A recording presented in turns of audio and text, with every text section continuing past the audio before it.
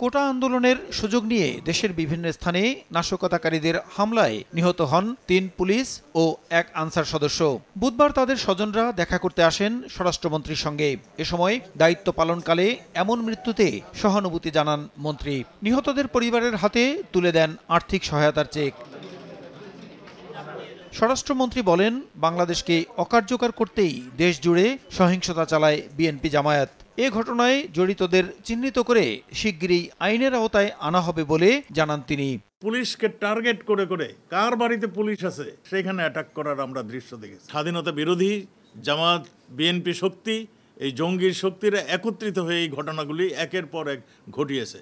আমাদের সর্বশক্তি দিয়ে তাদেরকে আমরা একের পর এক চিহ্নিত করব, তাদেরকে আইনের মুখোমুখি করব। এদিন বিকেলে স্বরাষ্ট্রমন্ত্রীর সঙ্গে বৈঠক করে শিক্ষামন্ত্রী জানিয়েছেন, চলমান এইচএসসি পরীক্ষা সম্পন্ন করার বিষয়টিকে সর্বোচ্চ গুরুত্ব দিয়ে কাজ করছে সরকার। তবে শিক্ষা প্রতিষ্ঠান খুলে দেওয়ার মতো পরিস্থিতি এখনো তৈরি হয়নি বলে দাবি করেন তিনি। প্রথম যেটা অগ্রাধিকার সেটা হচ্ছে উচ্চ মাধ্যমিক পরীক্ষার যে প্রক্রিয়াটা পুনরায় আবার যাতে করে শুরু করা যেতে পারে। শুধুমাত্র বিশ্ববিদ্যালয় বা কলেজ নয়, আমাদের তো বিদ্যালয়গুলোকে নিয়েও কাজ করতে হয়। শিক্ষার্থীদের শতভাগ নিরাপত্তা নিশ্চিত করা ছাড়া সেটা আসলে খোলার কথাটা এর মধ্যে বিবেচনা করতে পারছি না।